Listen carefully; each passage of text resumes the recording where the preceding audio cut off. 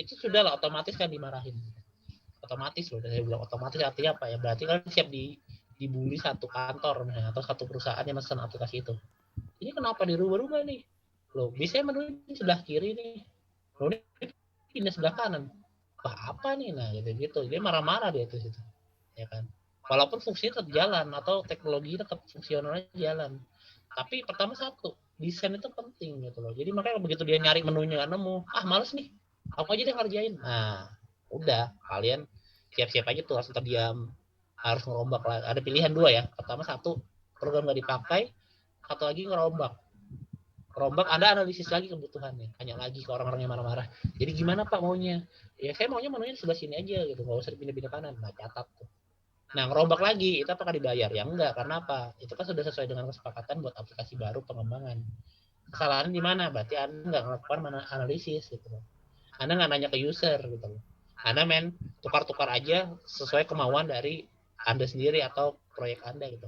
Seandainya sistem analis yang ngomong itu, berarti sistem analis yang disalahin gitu loh. Ya. Lah kamu kemarin ngomongnya harus di kanan, kenapa nih suruh kiri? Nah, banyak marah-marah tuh. Ya udah, sistem analisnya berarti dimarahin. Gitu. Anda boleh marah-marah karena posisinya nambah kerjaan lagi nih. Gitu. Artinya apa? Orang harusnya sudah deal-dealan, salaman, closing project, malah nambah lagi kerjaan. Padahal kita harus ngerjain kerjaan yang lain. Ya. Nah, seperti itu ya. Tapi kalian gak usah takut, Pak. Kok serem banget ya, Pak, proyekan. Enggak, teman-teman. Proyekan tuh kadang-kadang kalian cuma bahasanya seru-seru aja kerja. Lo, Pak, ketemu orang baru. Ya kan? Bahkan kalau memang sesuai dengan apa sih pesanan mereka, itu malah kayak temenan gitu loh, teman-teman. Kayak bahasanya kan Anda tuh kayak ketemu klien tuh ya santai gitu, ketemu di tempat makan, sambil makan kerja ini gitu-gitu. Ya. Bahkan kalian kalau jadi orang profesional nanti di depan orang-orang itu Anda jadi pelatihnya gitu loh. Ngajarin cara gunain aplikasi gitu. Ya. Makanya saya bilang user interface itu penting ya, prinsipnya juga harus Anda tahu ya. Lalu ada pemulihan, jadi harus diperbaikin ya. Jadi teman-teman juga seperti saya bilang kemarin ada SQA, Quality Assurance. Nah, saya kemarin ketemu di grup PHP itu, dia nyari yang SQA loh. Saya kaget ada ya kerjaan ini ternyata. Saya kira itu cuma semacam ilmu saja, ternyata ada kerjaannya. Dibutuhkan SQA gitu. Ya. Software Quality Assurance. Jadi dia bisa menganalisis bukan asuransi, kualitas dari sebuah software tersebut. Gajinya lumayan ya, sekitar 8 juta ke atas katanya. Jadi tujuannya apa? Dia cuma memastikan bahwa software yang digunakan itu kualitasnya udah sesuai dengan kebutuhan. Itu aja dia bilang. Cuma ada pengalamannya minimal berapa tahun. Nah itu aduh, saya udah ngajar juga. Nah SQA tuh harus bisa menganalisa, harus bisa menggunakan, harus bisa mengecek apakah sesuai kebutuhan dan lain-lain. Gajinya udah lumayan ya teman-teman, 8 ke atas udah gede banget. Karena cuma suruh analisa sebuah software, tinggal dicatat-catat aja gitu, ya kan. Terus kalau udah ada catat, kasihin ke siapa? Kasihkan ke manajemennya, nanti manajemennya akan ngecek. Oh ini harus diperbaikin, kembalikan ke programmer ngerjain lagi gitu. Jadi dia saling life cycle-nya, dari seperti yang diajari Bu Is, jadi saling berputar. Ya, ini kalau udah rusak ke siapa? Ini kalau udah rusak ke siapa? Ini baikinnya ke siapa? Seperti itu. Kalau ada perombakan lakuin siapa? Gitu. Ya. Lalu ada user guidance atau semacam bantuan ya, itu sering banget tuh. Makanya kalau kalian bikin software, itu biasanya ada bantuan, ada juga FAQ ya. FAQ. So apa sih? Answer and question tuh loh. Ya FAQ sih. Frekuensi answer question. Jadi jangan sampai orang tuh bertanya bolak-balik sih gitu loh. Saya jujur aja ya, yang mouse itu mau saya pasangin FAQ tuh. Yang ditanyain itu aja. Pak, kenapa sessionnya kok biasanya udah habis gitu. Karena saya belum ngapa-ngapain. Itu terus hampir sekitar 10 orang nanya hal yang sama. Itu setting jamnya. Oh iya Pak, setting jamnya. Setting jamnya sesuaikan dengan jamnya Unmul. Ya kan? Udah jalan. Ya kan? Itu orangnya nanya hampir sama itu. Hanya gara-gara sessionnya berakhir gitu. Ya, emang krusial sih, penting sih. Ya kan? Tapi saya bilang jamnya samakan dengan jam Unmul. Ternyata handphone dia pakai jam Jakarta. Jamnya satunya ada pakai jamnya apa sih dari mana tuh, negara mana gitu. Saya bilang kenapa harus disamakan jamnya? Karena pada saat kalian login, posting absen atau posting tugas, itu dia menyesuaikan dengan jam. Oh, selesai jam 9, berarti jam 9 sekarang gitu. Kalau diselesaikan di jam 8 sana, berarti kan ini kelasnya belum mulai gitu loh. Oh, sudah ada absen. Nah, gitu loh. Makanya kemarin kan pasti mungkin kalian berpikir, Pak, kenapa sih jamnya nggak usah harus jam sama Kalimantan, biar aja jam WIB atau bagian utara, di bagian barat atau bagian sananya ya. Nah, jadi bahasanya gini loh teman-teman. Kalau misalnya jam sebelum kita, contohnya kita kuliah jam 7:30 misalnya, ya kan? Berarti kalau jam Jakarta itu 5:30 gitu. Bayangin dia absen 5:30. Loh, kok absen 5:30 udah ada nih? Nah, itu pasti dipertanyakan gitu loh. Nah, coba itu juga jadi tantangan juga buat si mouse-nya sih sebenarnya. Sebenarnya bisa saya akali dengan cara apa? Saya akan buat logika algoritma jika dia menggunakan plus 7 misalnya, atau plus yang di bawah kita, tambahkan 1 jam. Itu bisa. Cuma pengembangan teman-teman. Belum ada duitnya. Males kalau ada duitnya pokoknya. Ya, itu bisa ya teman-teman. Jadi idenya tuh banyak. Tapi kalau gak ada duitnya saya juga mikir gitu ya. Wah, bapak mata duit tadi. Enggak dong teman-teman. Kan saya dosen, ngajar kalian gitu. Daripada saya mikirin proyek terus gak ada duitnya terus saya kerjain sana malah kalian terteteran, mending saya ngajar gitu. Karena kerjaan saya adalah ngajar. Oke, lanjut. Ini sudah keberagaman. Oke, bagaimana informasi dari user bisa disediakan sistem komputer, misalnya pada saat input data, bagaimana informasi pada user ditampilkan untuk user. Jadi tampilan di form itu ya teman-teman, itu harus user friendly ya teman-teman. Jangan sampai dia tuh ngebingungkan ya. Contoh bikin form nih, begitu di input loh, di sini masukkan angka ya kan. Kan kalau nomor handphone itu tulisannya ada validasi masukkan angka ya kan. Jadi coba-coba tuh, oh saya maunya plus 62 gitu-gitu. Nah itu paling nyebelin tuh user-user yang aneh gitu. Kan disuruh pakai angka, berarti kan 0852 gitu loh. Tapi ada yang nggak mau gitu-gitu. Dan kadang-kadang maaf ya, orang luar negeri lebih suka pakai kode negara sih memang. Gitu loh. Nah berarti kita harus fasilitasin user interface depannya. Oke, boleh pakai plus 62 atau kode negara. Nah berarti kita fasilitasin gitu. Cuma nambah lagi kerjaan kalian, apa? Nambahkan Slack box di sana. Gitu. Ya. Oke, ada 5 tipe utama interaksi ya. Pertama direct manipulation, menu selection, ada form fill in, ada command language atau perintah tertulis, lalu ada juga natural language. Ya, jadi bahasanya di sini pertama mengoperasikan secara langsung, ada juga memilih dengan menu, ya menu-menu Anda buatkan. Klik kanan dan lain-lain itu ada menunya ya, teman-teman. Jadi seperti kalau saya klik kanan, gitu, nah ini ada muncul menu nih, ya kan, menu-menu seperti zoom bla bla bla. Itu tuh menu. Jadi bahasanya ada tampilan di situ, ya. Itu baru juga pengisian area-area.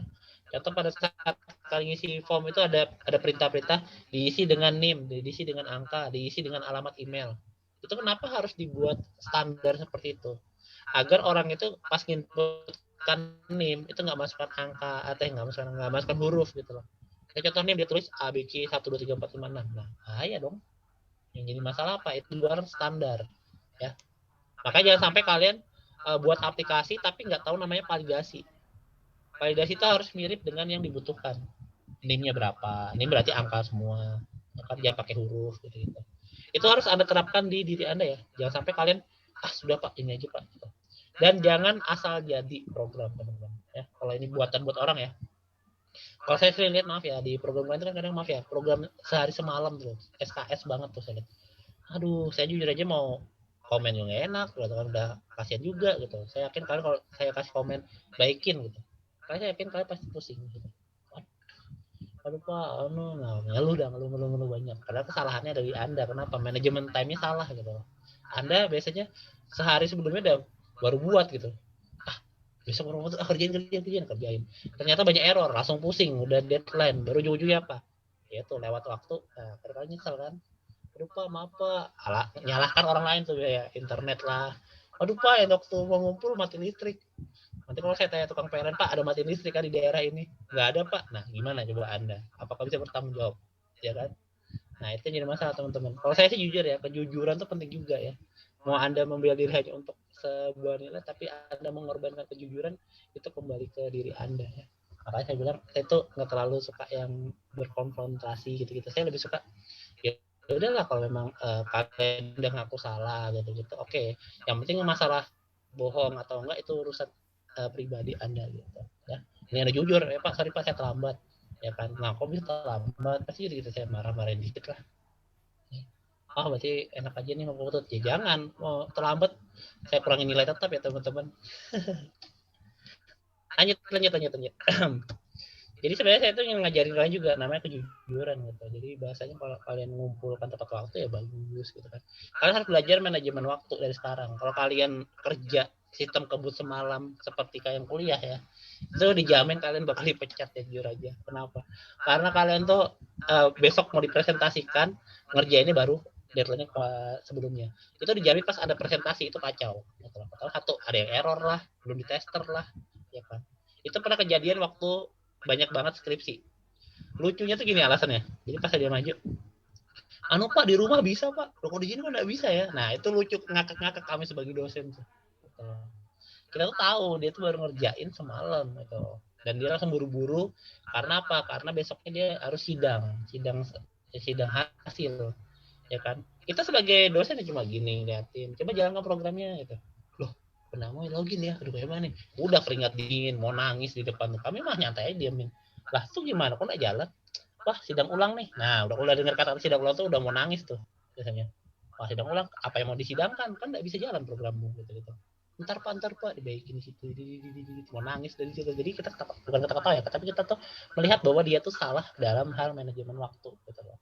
Ya makanya biasanya entah kita kasih wajangan gitu, makanya kamu kerjain gitu. Nah, error kan, nah tuh cobain ini klik nih, nah error kan, nah gitu. Kami bukannya mau ngetawain apa, tapi karena itu belajar profesional di situ gitu loh. Pasti banyak errornya, dan dia selalu ngomong di rumah bisa pak, di rumah tuh bisa gitu. Kalau di rumah bisa, di sini nggak bisa tuh lucu gitu loh, ya kan? Anda bayangkan dia bawa laptop yang sama, datang ke kampus, nyobakan, nyalakan, dicoba di kampus nggak bisa. Apakah beda codingnya di kampus sama codingnya di rumah, ya kan? Nah itu serunya teman-teman. Itu buat kalian ya. Jadi makanya saya ingin ajarin kalian tuh manajemen waktu. Saya pasti ngasih project itu pasti ngumpulin seminggu gitu. Nah dalam seminggu itu Anda harus bisa manajemen waktu, sisihkan waktu.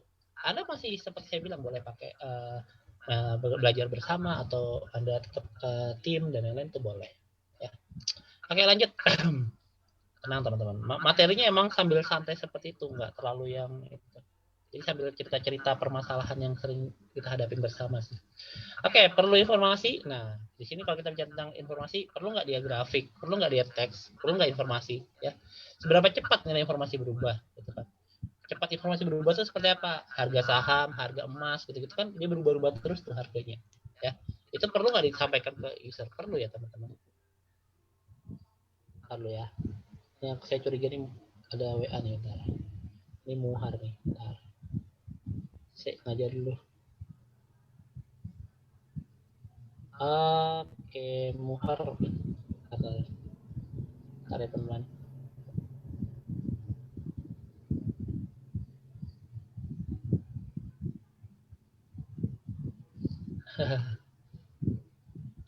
Oke, lanjut. Warna pada desain interface, warna menambah dimensi ekstrak pada satu interface, membantu user memahami struktur kompleks, bisa dipakai untuk mewarnai terang, highlight khusus. Kesalahan umum dalam penggunaan warna ya. Pertama, warna mengkomunikasikan arti merah jadi peringatan atau ada kesalahan. Jadi jangan pernah menggunakan tanda merah itu untuk berhasil gitu. Sukses, oh gambarnya warna merah. Jangan ya, tulisannya warna merah. Merah itu untuk alert teman-teman, alert atau semacam peringatan. Oh salah nih gitu. Jadi warna merah jangan di Anda gunakan itu untuk berhasil. Selamat, data Anda berhasil disimpan warna merah gitu, menyala gitu, biar tujuannya biar tahu gitu. Enggak ya teman-teman. Kalau kalian tuh bagusnya warna apa? Warna biru. Kalau Anda warna hijau, bisa warna hijau. Ya. Orang tuh familiar dengan warna hijau. Oh sukses nih, berhasil warna hijau. Ya. Makanya Anda lihat kalau Bostrap atau semacam aplikasi-aplikasi itu udah tahu warna tuh, ya. Kalau warna kuning biasanya warning tengah-tengah tuh biasanya, ya. Ini seperti lampu merah lah, hijau lanjut, kuning siaga gitu kan, siaga untuk stop, jangan siaga untuk ngebut. Nah, terus merah itu artinya stop atau bahasanya ada peringatan Anda harus stop nih. Nah, gitu. Ya. Terlalu banyak menggunakan macam warna, jangan juga warna-warni di dalam sana ya teman-teman, dalam sebuah program itu orang bakal bete. Jangan LGBT nih, nah gitu-gitu. Jangan ya teman-teman. Jadi kalau website itu familiarkan warna ya teman-teman. Warna biru berarti rata-rata biru di dalam situ. Biru. Kalau pada warna-warna lain paling cuma tombol atau bahasanya tombol-tombol kecil, boleh. Ya. Jangan terlalu banyak warna-warni. Jadi nanti dibilang, oh ini warna-warni LGBT nih, pelangi gitu. Kenapa? Karena orang pasti nggak apa ya, nggak biasa lah gitu ya. Makanya kadang-kadang orang tuh ada suka beli baju tuh satu warna gitu ya, nggak suka ada slash garis bla bla bla, karena memang seperti itu temanya. Oke, hindari penggunaan banyak warna, gunakan kode warna pendukung operasi. Pengguna bisa mengendalikan warna dengan kode desain monokrom, kemudian tambahkan warna, gunakan warna secara konsisten. Jadi kalau warna itu aja. Kalaupun harus berubah warna, Anda harus konsultasi dulu dengan pimpinan. Ya, jangan rubah langsung ya teman-teman. Kan tujuannya, oh Pak biar berubah Pak, biar besok setiap tahun berubah ganti-ganti biar nggak bosan. Iya, tapi Anda harus konsultasi atau analisis dulu gitu loh. Bu, kalau aplikasi saya rubah warna ini mau nggak? Gitu. Oh boleh Pak. Nah catat boleh.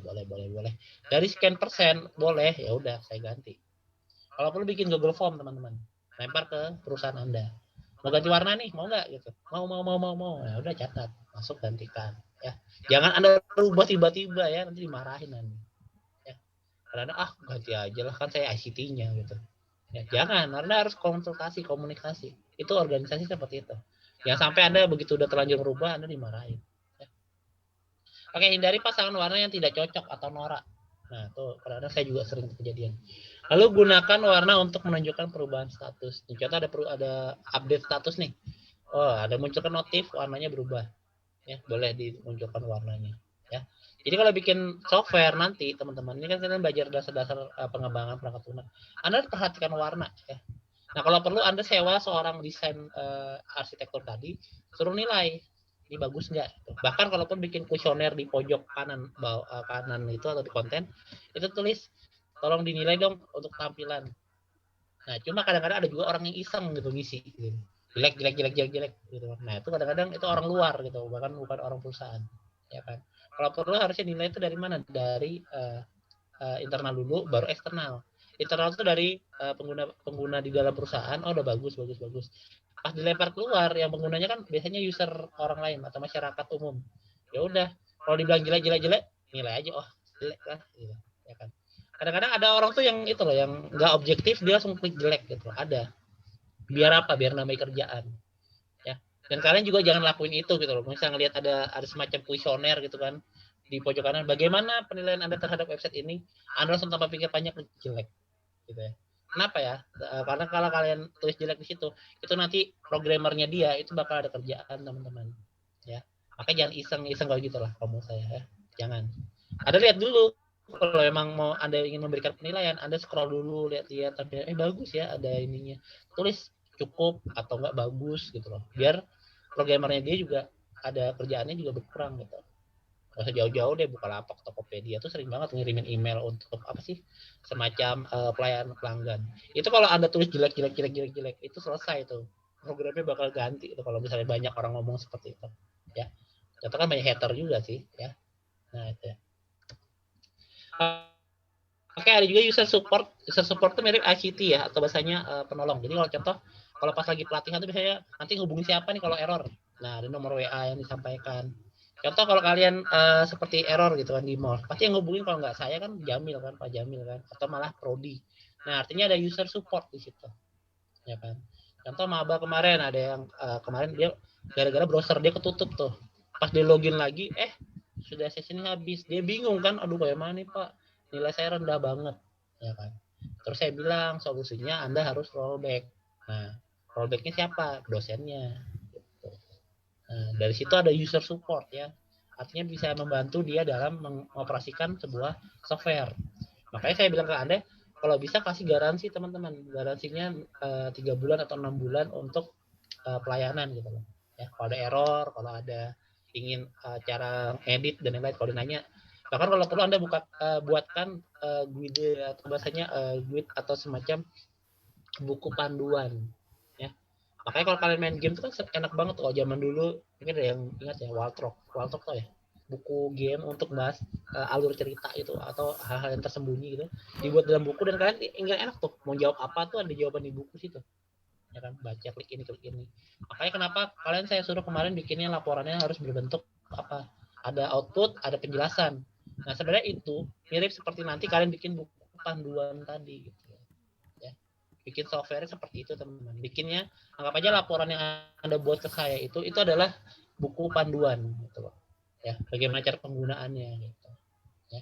Itu makanya ilmu yang kita kasih itu bukan tujuannya menyusahkan kalian. Aduh Pak, dikasih tugas terus sama Pak Bolt. Aduh dikasih tugas terus. Enggak ya teman-teman. Kalian akan rasakan itu nanti pas kalian kerja dan kalian ngerasakan oh ternyata untuk ini toh. Oh untuk ini toh. Ya. Oh untuk ini. Dan saya udah ngerasain itu gara-gara waktu dulu proyekan gitu kan.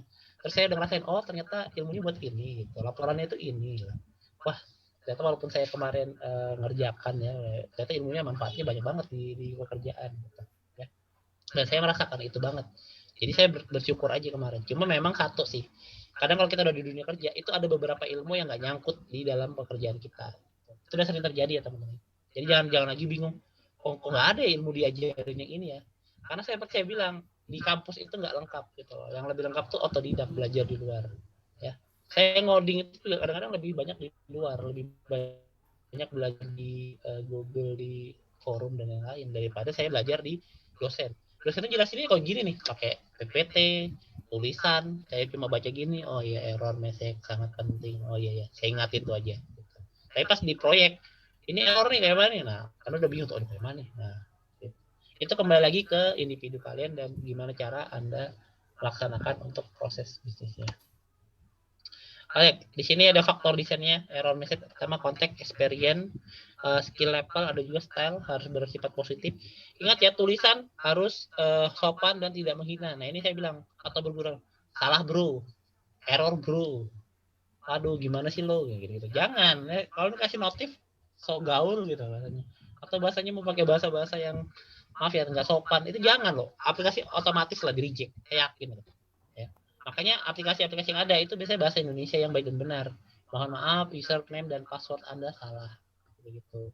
Mohon maaf, data tidak dapat atau tidak dapat disimpan. Nah, bahasanya itu yang sopan. Yang aduh bro, nggak bisa disimpan gitu. Mana ada gitu. Kalau ada aplikasi seperti itu, hebat banget gitu. Bahasanya berarti yang user SQA-nya atau bahasanya software quality assurance-nya nggak jalan tuh, nggak dicek gitu. Ya kan? Ya kan? Kecuali nih ada juga saya lihat ada sih software seperti itu, contoh seperti Bukalapak atau e-commerce itu dia pakai SIS gitu.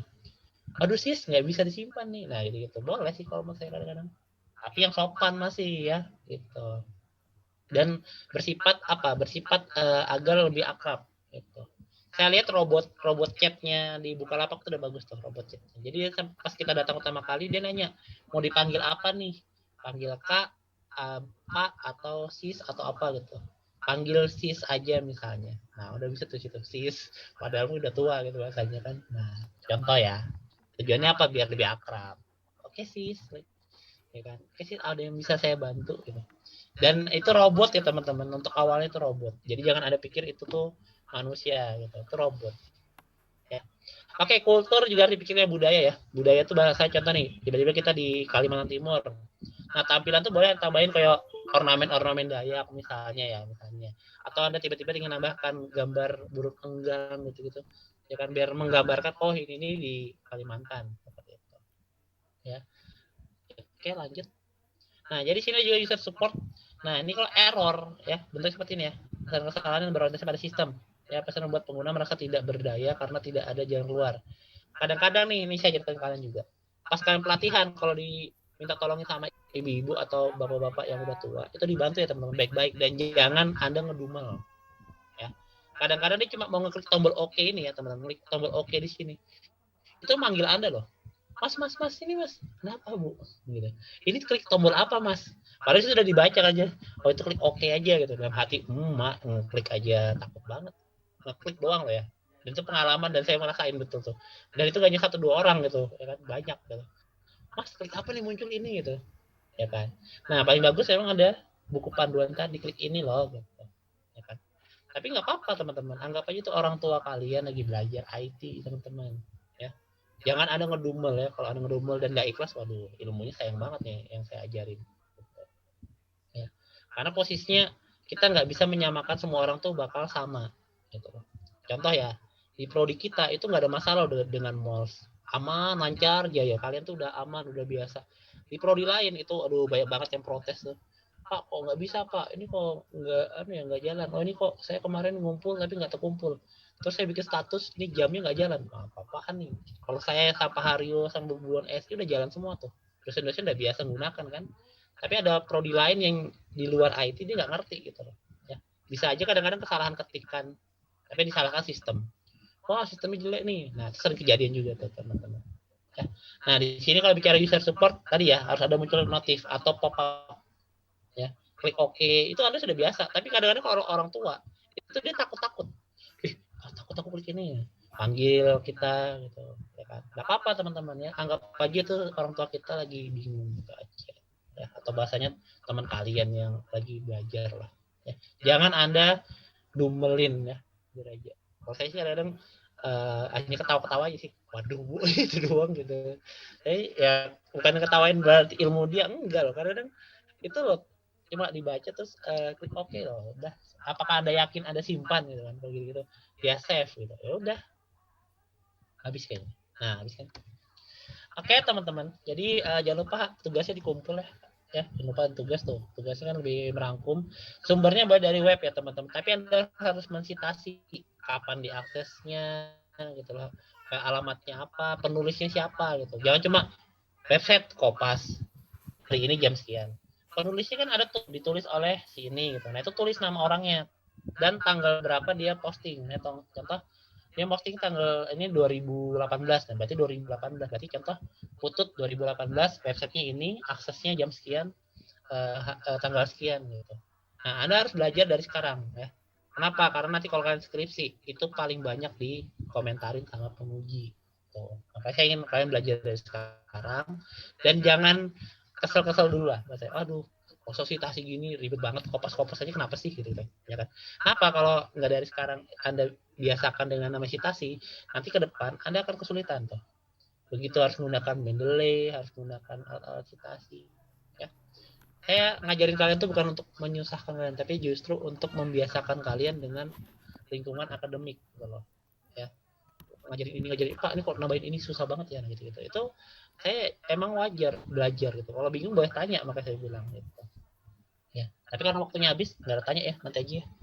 Waktunya betul-betul loh, saya jujur ngajar kok kayaknya cuma sejam tuh kayaknya kurang gitu. Saya pengen 2 jam gitu. Cuma kasihan kuota kalian gitu ya, setelah emang gara-gara Covid nih.